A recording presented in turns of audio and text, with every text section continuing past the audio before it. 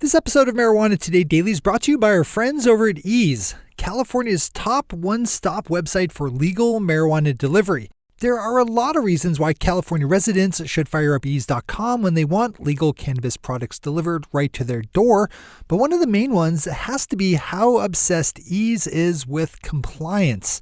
There are a few companies around that put more focus on keeping their business, their partners, and their customers fully in compliance with all state marijuana laws. You know you're in the California clear when you order through ease.com. If you live in California and want to see if your local area allows for marijuana delivery, just open up ease.com and get started. That's spelled E-A-Z-E, ease.com. Good morning, Marijuana Nation. It's Thursday, February 15th, 2018, and you're tuned in to episode 432 of Marijuana Today Daily. I'm your host, Shay Gunther, and I'll be walking you through today's marijuana news and headlines. As always, we have a full and busy day of cannabis news in our hands, so let's jump right into it.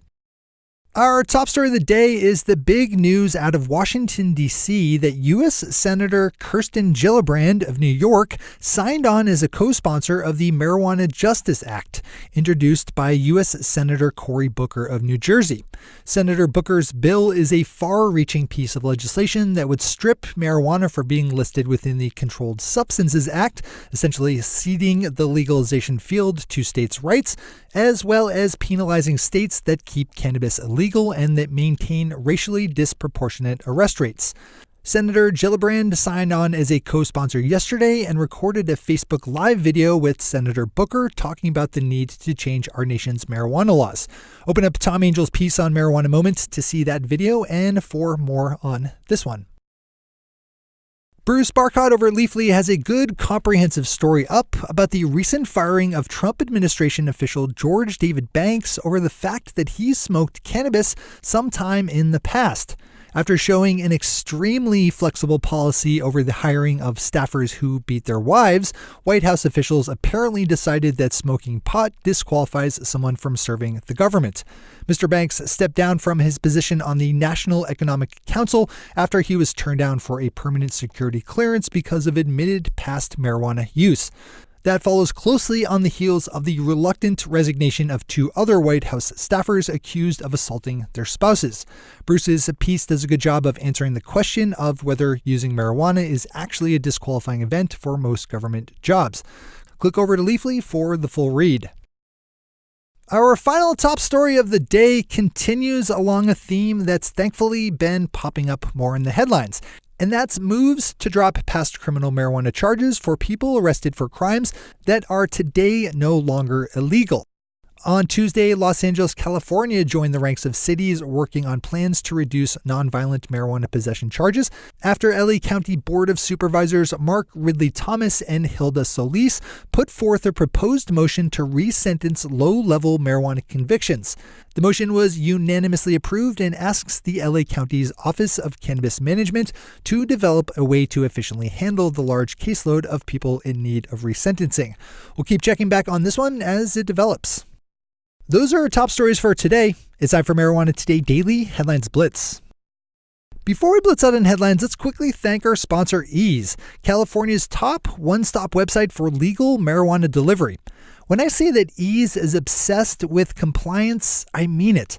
Their focus on operating entirely within California's legal marijuana laws extends to their dispensary partners, who fulfill each of the delivery orders placed through Ease's easy-to-use online ordering system. Ease expends a substantial amount of energy checking that those dispensary partners follow not only state cannabis laws, but also all applicable local rules and regulations as well. With as many dodgy dispensary and delivery services that are still out there, don't entrust your legal marijuana dollars to anyone but the best, most in-compliant companies. That describes Ease to a T, or maybe a Z. Open up ease.com to check out what your local options are for fully compliant legal marijuana delivery. That's ease.com, which is spelled E-A-Z-E. All right, time for the blitz. Leafly has an excellent and detailed write-up about one of the federal cannabis cases currently being considered in New York's U.S. District Court that I touched on yesterday. Leafly's Sarah Brittany Somerset gave a great rundown on how things went in court for the case yesterday, which specifically argues that the federal government's decision to list marijuana as a Schedule I drug is an illogical decision based more on political motivations than actual hard science. The suit was brought against the federal government by 5 plaintiffs, including a 12-year-old medical marijuana patient from Denver and an Iraqi war veteran. In court proceedings yesterday, U.S. District Judge Alvin Hellerstein was dismissive of the federal government's lawyers' claims that marijuana had no medicinal value, but unsure whether the handful of plaintiffs had grounds to sue over marijuana's scheduling. A decision on the matter is due within the week, so we'll report back on any relevant updates. According to a 10-K filing made by Molson Coors Brewing, the beer giant now considers legal marijuana to be a risk factor to its business. In their filing, Molson Coors wrote, quote, "Although the ultimate impact is currently unknown, the emergence of legal cannabis in certain U.S. states and Canada may result in a shift of discretionary income away from our products or a change in consumer preferences away from beer. As a result, a shift in consumer preferences away from our products or beer or a decline in the consumption of our products could result in a material adverse effect on our business and financial results," unquote. The most interesting part of this storyline will be how companies like Molson Coors respond to the building threat of legal cannabis. What's most likely to happen is more deals like we're starting to see in Canada, where large cannabis companies buy into large alcohol companies or vice versa. In addition to Molson Coors, US-based beer companies Boston Beer Company and Craft Brew Alliance have also noted cannabis as a threat to their business and financial filings. With the second alcohol-themed headline, the UK's Telegraph picked up on the story of European alcohol giant Pernod Ricard and its admitted focus on developments in legal cannabis. The company's CEO Alexander Ricard said recently during an event hosted by Bloomberg that not only was his company closely watching how legal cannabis is developing internationally, but that, quote, "the whole sector is watching it closely," unquote. One of the elements missing from California's Proposition 64 was any kind of protection for cannabis consumers from being fired or otherwise disciplined at work for their use of marijuana. California Assemblyman Rob Bonto of Oakland wants to rectify that and yesterday introduced a proposal into the state legislature that would prevent employers from discriminating against medical marijuana users. Pop over to the Cannifornian for more details on this one, as well as for a good bit of background on the issue of employment protection in California. Marijuana Business Daily picked up on a tip about a meeting to be held next week between Ontario's provincial government and representatives from some of Canada's top licensed medical marijuana providers over the issue of who will supply provincially owned cannabis dispensaries as the nation's adult use system starts up later this year. The meeting will be held on Tuesday, where the Ontario Cannabis Retail Corporation is expected to issue details for how they will procure supplies to be sold in their 40 stores and online shop.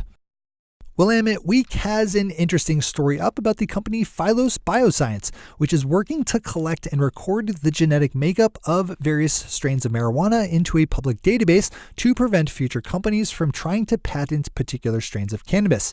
Once Phylos has saved a sample of marijuana, say a strain of Blue Dreams, into their publicly available record, any future patent claims on Blue Dreams can be easily defeated by showing that the strain was already listed in Phylos' database and should be considered so-called prior art, a term that's terminal to patent applications. Pop over to Willamette Week for the full read on this one. And finally for today, the city of Berkeley, California has declared itself a sanctuary city for marijuana consumers.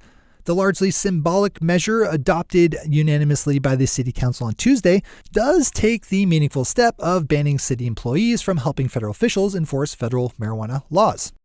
Those are the headlines and news for the day. I'll be back with you again tomorrow morning with another information-packed episode of Marijuana Today Daily. But in the meantime, if you have any stories to share or feedback to give, zip us an email to headlines@mjtodaydaily.com. And while you're clicking around the interwebs, swing over to our Twitter account at mjtodaydaily and visit our website at mjtodaydaily.com to find links to all the news we cover. Thanks to our sponsor, Ease, and to all of our awesome Patreon listeners for the support that makes this show possible. To join the illustrious ranks of the Patreon listeners yourself, swing over to our website at mjtodaydaily.com and click on that big blue button at the top of the page that says Become a Patron. I'm your host, Shay Gunther. Thanks for tuning in and starting your day with marijuana today.